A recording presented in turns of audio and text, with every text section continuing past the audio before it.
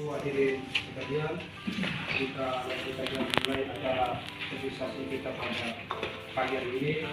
Selamat pagi untuk kita semua. Siap. Terima kasih kami ucapkan selamat datang kepada Bapak Ibu yang hadir pada sosialisasi manajemen pengelolaan keuangan yang baik dan benar pada UMKM di Desa Batakatilu.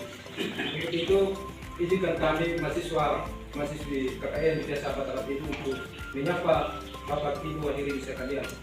Assalamualaikum warahmatullahi wabarakatuh. Om Swastiastu. Om Swastiastu. Nama budaya. Salam kebajikan. Salam kebajikan. Sampai. Salam dan salam sejahtera untuk kita semua. Salam. Yang terhormat Bapak Kepala Desa Batakatilu, terima kasih banyak Bapak sudah hadir dalam acara sosialisasi manajemen pengelolaan keuangan. Yang saya hormati Bapak Sekretaris Desa Batakatilu, terima kasih banyak Bapak sudah hadir. Yang saya hormati pula Bapak Pengurus Bumi Lestari, terima kasih banyak sudah hadir pada acara pembukaan hari ini. Yang sama saya hormati Bapak Ibu aku UMKM yang mungkin juga hadir pada saat hari ini, dan juga yang saya hormati teman-teman mahasiswa, singkatnya hadirin sekalian yang saya bangga muliakan. Pertama-tama, sebagai kaum yang religius dan nasionalis, patutlah kita mengucapkan syukur kepada Tuhan Yang Maha Esa atas karena rahmat dan perlindungannya kita masih bisa hadir di tempat ini dalam keadaan sehat walafiat. Jadi baik Bapak Ibu sekalian, sebelum kita memulai acara sosialisasi ini, saya akan membacakan susunan acaranya. Adapun susunan acara sosialisasi antara lain pembukaan, doa, sambutan, penyampaian materi, tanya jawab dan penutup. Jadi untuk mengawali kegiatan kita pada saat ini, mari kita mengawali dengan doa. Begitu saya persilakan materi untuk memandu doa dulu. Pertama, pada Bapak Kepala Desa Batakatilu saya persilakan. Baik, terima kasih atas waktu yang diberikan kepada saya. Selamat pagi, salam. Assalamualaikum warahmatullahi wabarakatuh. Salam swastiastu, yang budaya, salam kebajikan, sampai rahayu, salam sehat untuk kita semua. Yang saya hormati, saya kasihi adik-adik mahasiswa, mahasiswi, yang hari akan melakukan sosialisasi kepada kita sekalian. Yang saya hormati Bapak Direktur Lembaga Pendidikan, Ketua BPD yang hadir bersama kita hari ini, dan saya hormati Bapak Mama yang kali ini juga hadir bersama kita untuk mengikuti presentasi ini, dan saya hormati ini tugasnya kita yang hadir pada kesempatan hari ini. Sangat hormat, terima kasih. Tentunya pada dapat yang pertama kita memanjatkan puji dan syukur kepada Tuhan Yang Maha Kuasa karena kasih dan penyertaan yang kita boleh bertemu dalam keadaan sehat di tempat ini. Sekali lagi kita mengucap syukur kepada Tuhan karena kasih dan penyertaan bahkan berkat namun yang sungguh luar biasa yang terjadi atas kita sekalian. Bapak Mama sekalian yang saya hormat, saya kasihi, terkait dengan kegiatan kita hari ini, mungkin bagi kita hal yang baru dalam pelaksanaan kegiatan sosialisasi ini. Karena apa? Selama ini terkait dengan manajemen pengelolaan keuangan mungkin jarang kita dapatkan sosialisasi ini. Mungkin yang pernah kita dapat itu bagi teman-teman pengurus BUMDes yang lalu yang difasilitasi oleh BPI, dan mungkin bagi Bapak Mama, pemilik kios mungkin belum mendapatkan sosialisasi terkait dengan pengelolaan keuangan. Jadi terkadang kita berpikir bahwa ini hal biasa, dan memang untuk kita di Batakatilu mungkin ya kalau yang namanya usaha tidak terlalu fokus pada usaha, malah lebih banyak pengeluaran daripada pendapatan. Itu yang guys pesan. Mungkin dengan kehadiran adik-adik mahasiswa dan kita tahu bahwa adik-adik mahasiswa mahasiswi melakukan KKN di desa kita selama 1 bulan 2 minggu. Jadi di tanggal 29 mereka akan kembali dan mereka akan mencoba melakukan berbagai kegiatan khususnya untuk pengelolaan keuangan yang baik untuk UMKM, ada juga kegiatan pertanian dengan perikanan yang melakukan itu tinggal bagaimana kita sebagai masyarakat di tempat ini menanggapi dan menindaklanjuti apa yang adik mahasiswa sudah lakukan di desa ini, walaupun mungkin tidak maksimal dan memang karena jadwal mereka sangat minim 1 bulan ini memang agak sulit untuk mendapatkan hasil yang memuaskan. Tetapi saya merasa bahwa kehadiran adik mahasiswa ini sangat bermanfaat bagi kita sebagai masyarakat di Sumba Tengah Pitu, walaupun mungkin hanya sesaat mereka hadir di sini, tapi kalau saja kita sebagai masyarakat bisa mendapatkan 1-2 pengetahuan mengenai pengelolaan yang baik, tidak perlu kita syukuri. Teman-teman sekalian yang saya hormati, saya kasih terkait dengan sosialisasi ini, kita sudah mendapatkan bagaimana seharusnya manajemen pengelolaan keuangan. Jadi terkadang kita seperti yang disampaikan tadi bahwa banyak pengeluaran daripada pendapatan, kita tidak pernah menghitung, dan pada umumnya kita masyarakat ini tidak pernah bermimpi untuk menjadi orang sukses dan tidak pernah juga kita berhanya sholat itu kita makan ini hari, kita makan untuk anak istri. Tapi kalau mungkin bagi saya, kalau kita bermimpi untuk menjadi seorang yang sukses, saya rasa pasti kita akan berhasil. Dan mungkin dengan sosialisasi mungkin bisa menambah wawasan kita lebih lihat lagi berusaha, karena jika kita berusaha hasilnya tidak ada, saya rasa mungkin sia-sia juga kita punya jawaban. Dan kalau saja kita sedikit tahu mekanisme atau manajemen pengelolaan keuangan yang baik, saya rasa mungkin kita sudah bisa bermimpi untuk menjadi seorang yang sukses.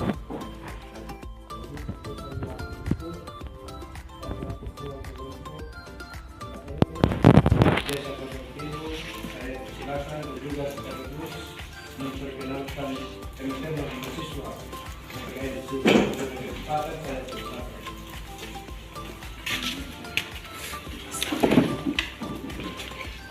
Selamat pagi. Terima kasih untuk MC yang telah waktu ini berkesempatan kepada saya untuk memberikan kepada 2 kata. Pertama-tama, patut kita mengucap puji syukur kepada Tuhan Yang Maha Esa dan atas perkenanannya kita boleh berkumpul di tempat ini dalam keadaan sehat. Sebelum saya melanjutkan kesempatan kali ini, izinkan saya untuk memperkenalkan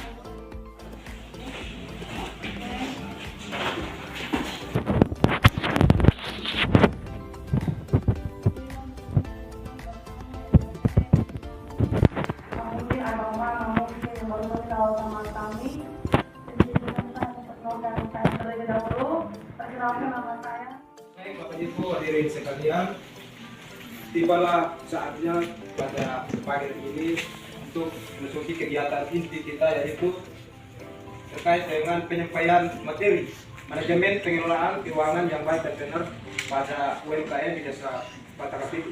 Dan pada saat penyampaian materi mungkin ada Adik Kasim Rufaida sebagai materi dan juga ada Adik Lin sebagai moderator.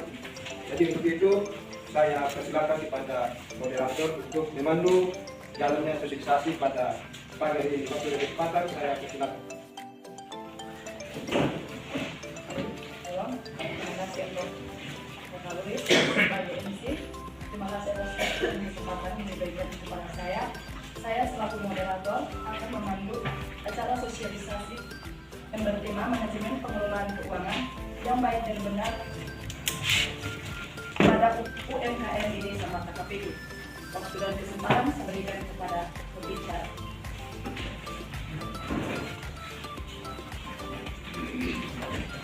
Baik, selamat siang Bapak Ibu semua. Terima kasih kepada Ibu Moderator atas kesempatan yang diberikan kepada saya selaku pembicara. Jadi, untuk sosialisasi kita hari ini dengan judul manajemen pengelolaan keuangan yang baik dan benar UMKM di desa Batak-Lapu. Kemudian langsung kita rinci saja, apa sih sebenarnya UMKM itu? Seperti yang kita tahu, UMKM itu usaha mikro kecil menengah, di mana usaha mikro kecil menengah itu biasa dilakukan oleh perorangan atau yang bukan merupakan perusahaan. Ada sedikit kata-kata dari kelompok kami. Dengan pengelolaan keuangan yang baik, kita bisa memastikan keuangan kita ini sehat dan stabil. Dalam usaha mikro kecil menengah, untuk Indonesia sendiri, usaha mikro kecil menengah ini sangat penting dan merupakan pilar dalam peningkatan pertumbuhan perekonomian di Indonesia. Khususnya dalam aspek keuangannya, hanya sedikit UMKM yang mengalami perkembangan. Karena dalam proses ini pengelolaan keuangannya, para UMKM ini cenderung melakukan pengelolaan keuangan hanya merasa kalau mereka mendapatkan untung, mereka sudah untung, usaha berjalan, tapi tidak berpikir kalau usaha itu apakah sudah sehat, apakah sudah stabil, apakah ini akan berkembang ke depannya. Kita akan tahu di surat berusaha. Apa sih manfaat dari pengelolaan keuangan itu sendiri? Yang pertama, kalau untung, kalau kerugian yang Bapak akan rasakan nanti di akhir. Ini dompet sudah kering, saya mau beli pulsa untuk jual lagi tidak ada. Ini karena orang yang boros terus. Rasanya di akhir karena Bapak tidak memperhitungkan dari awal. Yang berikutnya, meningkatkan disiplin diri. Dengan pengelolaan keuangan sedari awal, disiplin diri dalam usaha Mama Bapak itu akan terjadi. Kenapa? Karena Mama Bapak sudah hitung dari awal ini. Modal usaha Mama Bapak itu sekian, 500.000 contohnya. Terus ini keuntungan minimal dari setiap usaha itu 20%. Jadi kita hitung juga. Oh, saya ini mau ini untungnya minimal saya harus kebayar 600, 650 atau 700.000 untuk modal usaha. Tapi karena Mama Bapak perasaan dengan saudara kasih bon, kasih hutang, terus dengan rayuan sedikit, nanti saya bayar. Itu Mama Bapak tergoda, anggap itu sudah untung karena mereka akan bayar. Padahal sebenarnya Mama Bapak tidak tahu kapan mereka bayar. Nanti yang mereka akan bayar itu kembali atau tidak. Itu sudah jadi untung, padahal dia belum bayar.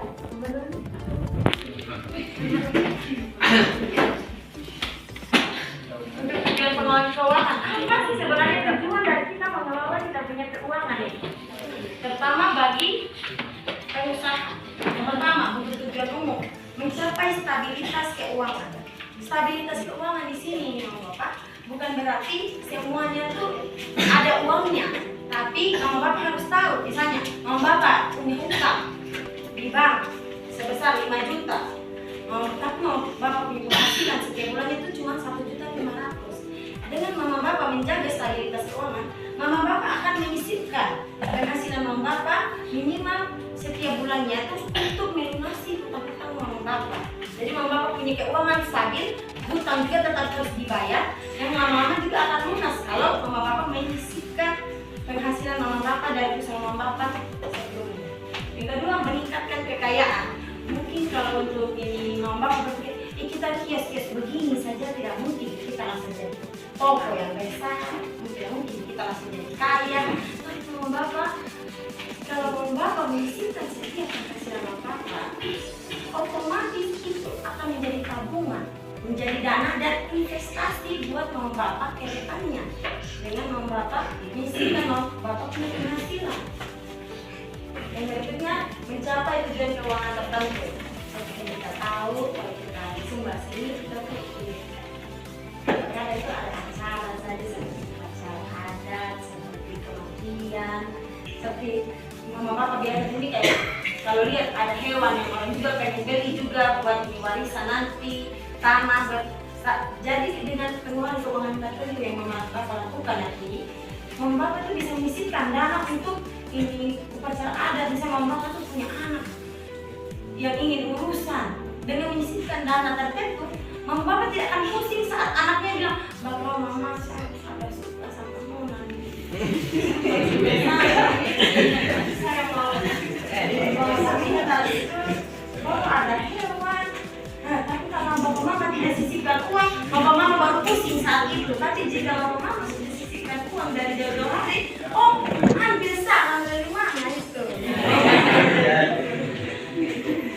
Berikutnya menjaga ketenangan pikiran. Seperti saya bilang tadi cuma pikiran yang tidak tenang itu bawa penyakit, kadang jantung, stroke, masih muda ini sudah diabetes, semua itu dari pikiran mama bapak. Kalau bapak mama ini mengelola keuangan dengan baik, tidak ada hutang, hidup cuma nikmati saja terus ini hidup, itu tidak mungkin ada pikiran-pikiran yang berbeda dengan bapak yang bikin bapak mama itu akan sakit ceritanya.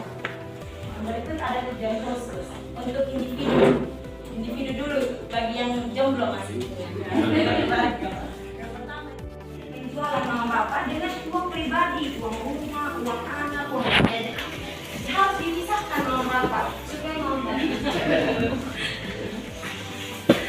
mama bapak ini tahu modal usaha saya ini berapa setiap bulannya.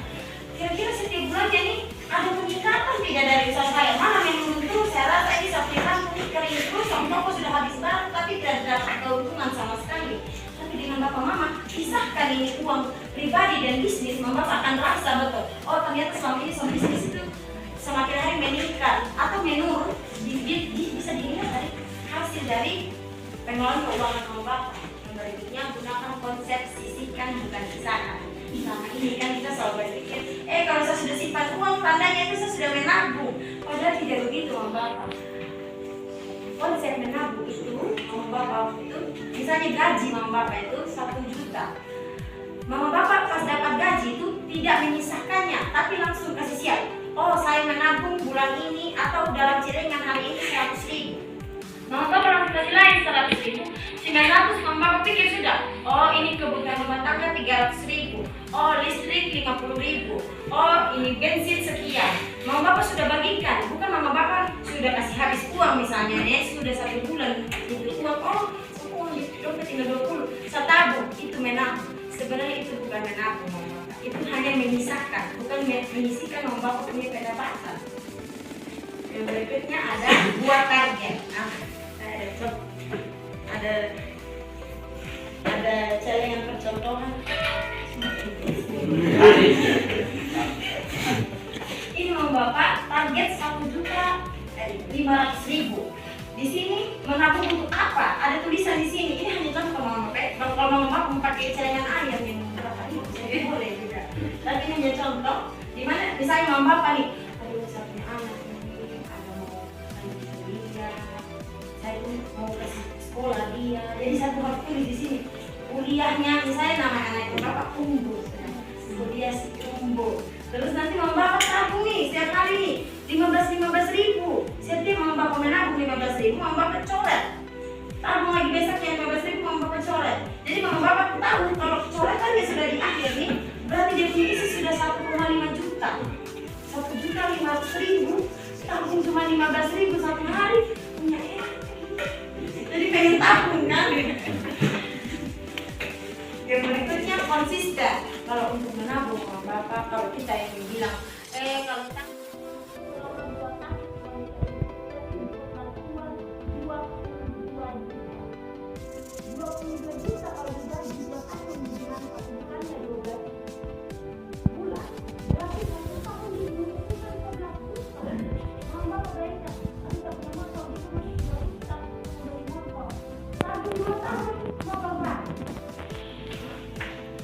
kisah Pak Sani mengumpulkan 100 juta dalam waktu 2,5 tahun.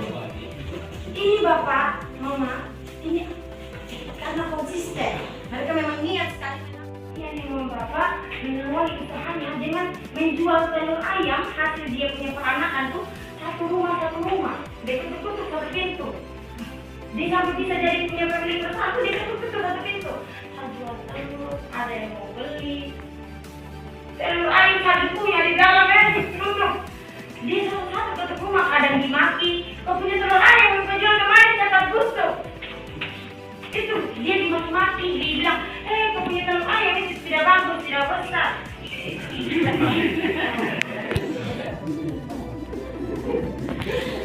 Jadi berawal dari itu mama bapak, dia selalu mempengaruhi. Saya beternak lebih baik lagi, saya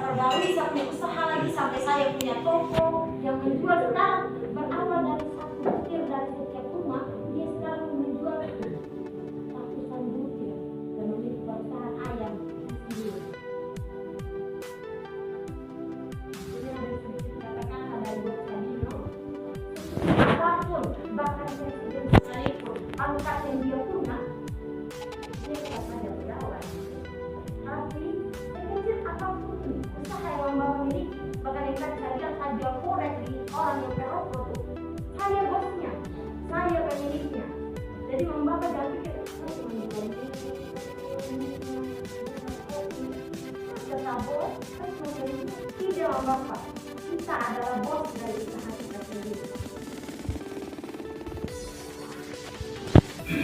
Mungkin itu saja.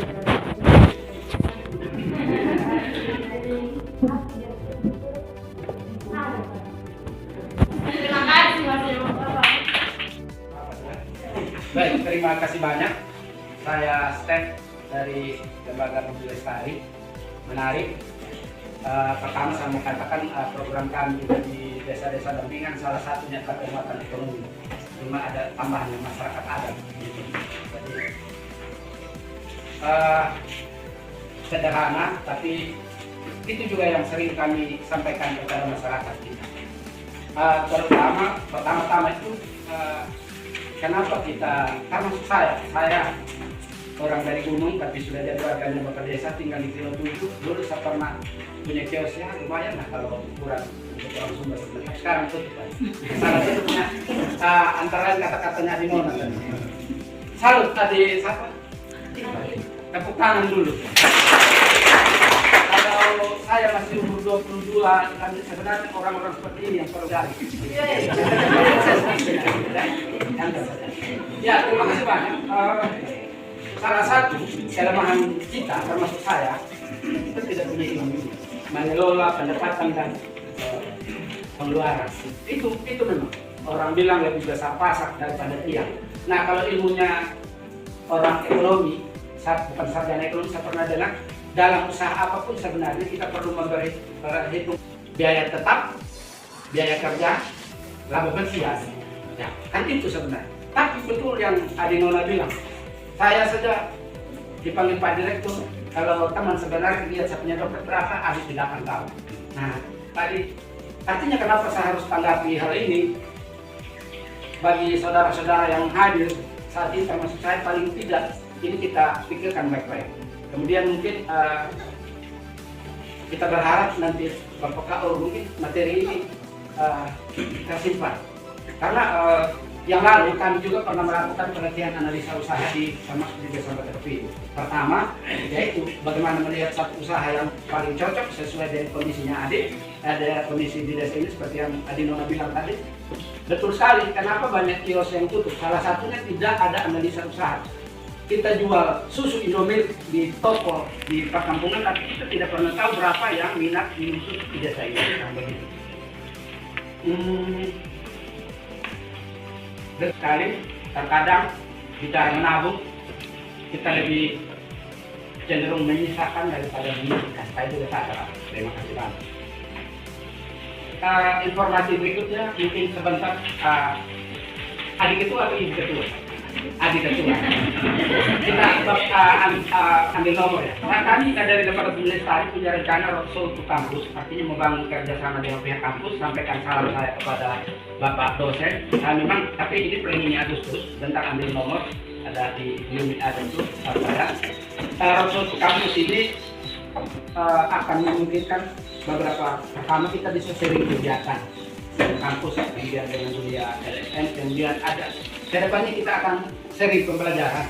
Yang ketiga, lembaga kami yang di Jakarta itu juga membantu teman-teman mahasiswa-mahasiswi jika mau magang di luar daerah. Ada peluang. Yang lalu orang UGM datang ke Sumba, ada yang kita kirim ke Kalimantan dan lain-lain. Banyak peluang nanti. Ini informasi awal. Saya juga yang lalu ditelepon sama Pak Tumpal. Ya, salam untuk Pak Tumpal ya, ketemu dengan Direktur Budi Lestari. Nah, itu mungkin juga kita akan menjadikan kerjasama antara pihak kampus, karena kami yakin bahwa teman adik-adik mereka di kampus itu banyak ilmu dan pengelolaan keuangan yang baik dan benar pada UMKM di Desa Batepi. Ya, semoga apa yang sama-sama kita dengar tadi dapat menjadi sebuah manfaat besar bagi kita semua. Ya, mungkin kami juga mohon maaf yang sebesar-besarnya jika pada dana sosialisasi ada kesalahan teknis ataupun salah penyampaian kalimat, kami mohon maaf. Jadi dengan berakhirnya sosialisasi pada siang hari ini, kita akan mengakhiri dengan doa penutup. Begitu saya persilakan adik Ani untuk membantu kita dalam doa penutup.